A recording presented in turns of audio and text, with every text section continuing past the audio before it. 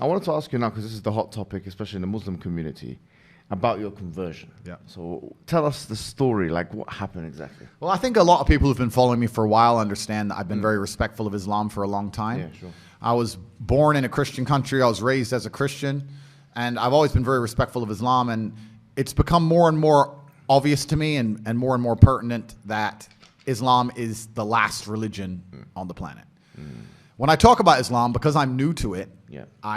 I'm a little bit careful, right? Because I'm new to it. I'm certainly not a scholar. There's so much I need to learn. I know I'm on a learning journey. I'm not here to sit here and talk scripture. I don't know those things yet. I'm here to learn. Yeah. But And we're here at your assistance. thank you, Anything bro. want, Thank you. honestly. Thank you. Yeah. But it's just, for me, it feels like the last religion on earth. I feel like there's no other religion. People say to me, why did you convert? And I said, I don't really feel it as a conversion.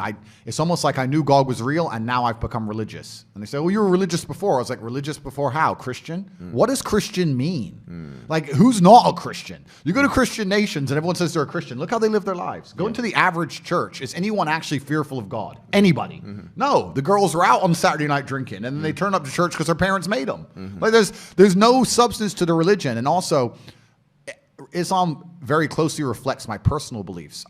Through my personal life, I've learned that if you don't have standards and you're not a strong person who's prepared to defend his ideas, you will be crushed. Yes. And we look at most religions in the world today which are not prepared to defend their ideas. What's happened to them? They're just getting crushed. And now we have Christianity as an idea which has basically said, well, we can't set any firm rules because everyone will just quit.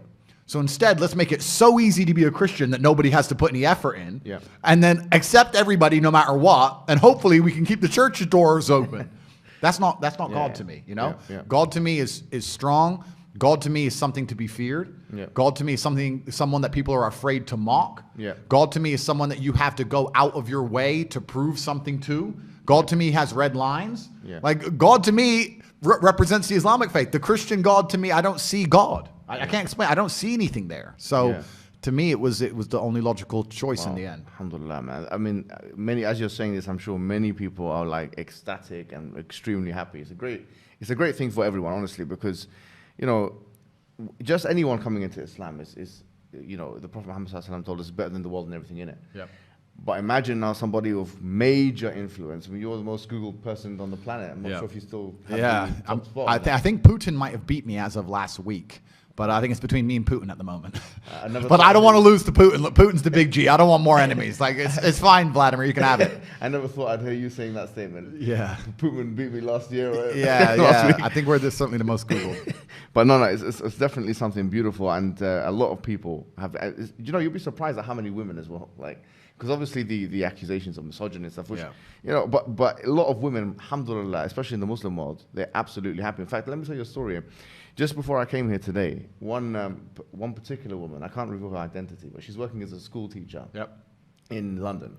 And actually, my friend told me that she was kicked out of school because they had this campaign against you in the schools. I'm not sure if you're aware of this. I've seen, this was part of the cancellation. I did know about this. Yeah. So in British schools, they said, you know, if you say anything good about this person, or you have to be reported or prevent and this kind of thing. And if you say anything, you know, you have to kind of combat his extremism or whatever it may be, right? So because when you became Muslim, she abstained from doing that. She said, I can't really do that because you know, Islamic laws and it's backbiting and it's got honor in Islam and so on. And unfortunately, they fired her from the position. Wow. So you can see that this is the level of encroachment we're talking about here. So, and this shows you that the level of fraternity that exists, and not only the fact that, you know, when you're looking at Twitter or whatever social media, it's not a representation of what's really happening on the ground. Of course. And I mean, that's crazy to hear. And what's most crazy is, the fervor behind this idea that I'm somehow extremist is truly clown world. Like, I've sat as a professional and analyzed my content and understood which things can be taken out of context and which things were said in a way perhaps they shouldn't have been said before I was massively famous. But we have to sit here and understand that if you take anybody on the planet and give them 7 years of YouTube and then they decide and they blow up big, you're going to be able to find 30 to 45 seconds of clip across all those years that can be taken out of context, right? Yeah. And it's truly crazy because they sit and say, oh yeah, but you know, the young boys are watching your stuff and they don't truly understand all of it, and there's nuance that's missing. And my argument is very simple. My argument is, well, one, you're taking small clips out of context. And two, there's not a single piece of content on the internet that a 14-year-old boy can't misunderstand. Name someone who's producing content on the internet that you would be 100% happy for a 14-year-old to drill artists. And so they're saying, I mean, I live in an area I'm not going to mention the names of the artists, but they're talking about going to this person's house and killing him. And killing him in the middle of a knife crime epidemic. Yeah. We have Lil Nas twerking on having sex with the devil in his music videos. Really? Like, we're going to sit here and talk about how children can be impressionable young children, and I'm sitting there saying there's no way I'm the worst person on the internet. That's not why they deleted me. The difference for them is, as you've mentioned, on those fronts, it doesn't matter to them because it's like, okay, they're consuming our hedonistic products or whatever it is. It doesn't change their worldview. Whereas what you're saying is ideological now. You're challenging the status quo of the LW, of the liberal world order. You're challenging second wave feministic notions. You are challenging some liberal notions. You are challenging ideas, commonplace ideas of tolerance. And George Orwell said it very well. He said that the more a society moves away from the truth, the more it hates people who speak it. Absolutely, and you're right. And I think even the basic things I teach, because some people have said to me, Andrew, all you teach about is personal responsibility, motivation, working hard, getting up and doing the right thing. I said, that's the absolute, those are the things they're most afraid of. If you teach people to have standards for themselves and to be morally strong people and to know right from wrong, then they can't brainwash you. Yes. So that's what they're most afraid of. They're most afraid of young men waking up and going, no, I don't believe that. You have to believe it. No, I don't believe it. I don't want to. And I want to go do this. I want to go to the gym and be strong, or I want to believe X, or I want to be a moral person. They genuinely have a problem with baseline morality. Yes. Yeah. Understand? When some people recognize when I converted to Islam that there was a time I was an atheist. There was a time when I was atheistic. And the reason I am now so absolutely certain that God is real is because I've seen evil. I've seen shaitan. I've seen it. When you see enough evil, you realize that there must be an equal and opposite force. And there are people out there in the world today doing the work of the devil, genuine demons, who are trying to destroy the baseline morality that's inside of all of us. We're all born with some kind of morality, and they're trying to destroy it. And that's exactly the Islamic understanding, that we believe that you're born with something called fitrah, which is the initial goodness. You're born with an innate belief, receptivity to believe in one God. Yeah. And then that is corrupted. In fact, there's a prophet, hadith of the Prophet, where he says, كُلُّ مَوْلُودٍ يُولَدُ عَلَى الْفِطْرَةِ. Every born child is born upon this initial goodness. فَأَبَوَاهُ يُهَوِّدَانِهِ أَوْ يُنَصِّرَانِهِ أَوْ يُمَجِّسَانِهِ. And then his father and mother, or his parents, they socialize him into Christianity, Judaism, Magiism. So the idea is that everyone is born with this initial goodness and this initial will or want to believe in God, one God. And then, as you mentioned, I mean, it's what you're mentioning here is profound, because you're mentioning a central doctrine in Islam. But it's and this is why perhaps I found God the way I did, because I understood all these things first, and then I saw the Quran, and it confirmed so many things for me. Like even the conversations I've been having so far, so many things have been confirmed, and it's amazing the knowledge that's inside of it, which is so applicable today. For an old book, right? It's supposed to be old, but it seems so timeless.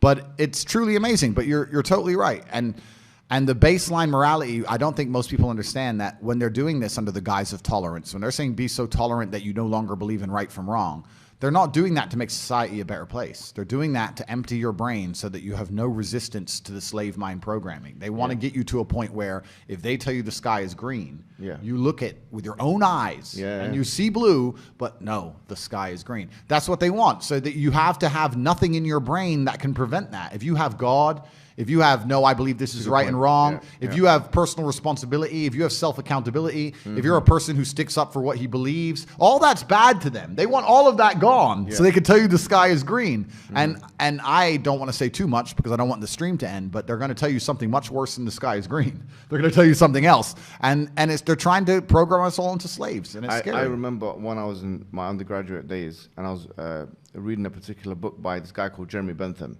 who became the spiritual forefather of J.S. Mill, who is the father of social liberalism of today. And I remember reading this because it was so powerful, because it linked to something I read in the Quran. He said that, you have two gods. He said you have the God of pain and you have the God of pleasure. And I thought, this is so interesting. The Quran states, أَفَرَأَيْتَ مَنِ اتَّخَذَ إِلَهُ هَوَاهُ. Have you seen the one who takes his own desires as a God? Yep. And because now there is no transcendental force that we can look up and, as you say, venerate, now we're forced to be slaves to the system. Yep. to our own desires. Or, I mean, the Quran has another verse which I think is so powerful and it connects very well with what you're saying. It says, God darab Allahu mathalan, rajulan, that God has struck a parable of a man. Fihi shuraka mutashakisuna, that he's got many different slave owners. Wa rajul salaman li rajulin, and another kind of man who's only got one slave owner. God is basically telling us in the Quran that you've got one example of one individual who's got multiple slave owners and another one with just one. He says, Hal yastawiyani mathala, are they the same?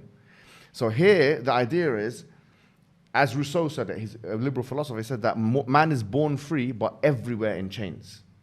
This is the order, because if you don't have that God to worship, then you're going to end up having to worship to everything else. And the whole part of the Shahada which you took, which is Ashhadu an la ilaha illallah, Ashhadu anna Muhammad Rasulullah, the true meaning of that, La ilaha illallah, is that there is no God worthy of worship except for one God. Yep. Which means that your desires or the system or these people that want to control us, the problem is they're not worthy of worship. The only one worthy of our subordination and submission is the creator of the heavens and the earth. There's no one else. I agree, and I completely agree, and I've agreed with this for the longest time. You know, I've never been to like a music concert, and people ask me why, and I said, I just look at it and I feel embarrassed. I look at someone up on a stage dancing around, and I look at hundreds of thousands of peasants in the crowd, just yeah. I'm like, it's I feel cringe. It's like secondhand embarrassment when I see these festivals and everyone's losing their mind, or these music concerts.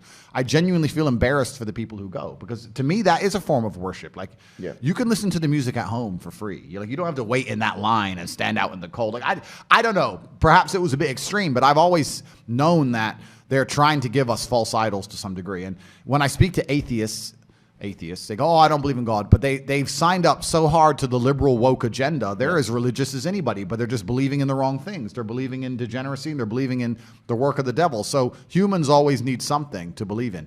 And it's a great thing you said about your own desires. It's like, one guy I was talking to since my conversion says, it's interesting that somebody with everything, all the Western world, everything somebody could want, has now converted. And I said, yeah, because even before my conversion, I understood that hedonism is a black hole, and you can never fill it. You're never going to be able to have enough girls to be happy with girls. You're never going to be able to have enough money to be happy with money. You're never going to be able to, drink enough to be happy with drinking. Like, it's a black hole, and you can pour endless things down it, but you'll never fill it up. And you need to have some degree of self-restraint. And I've always been a very disciplined person. I've never made mistakes. But certainly, the higher power is going to give you more satisfaction in your heart than endless insanity.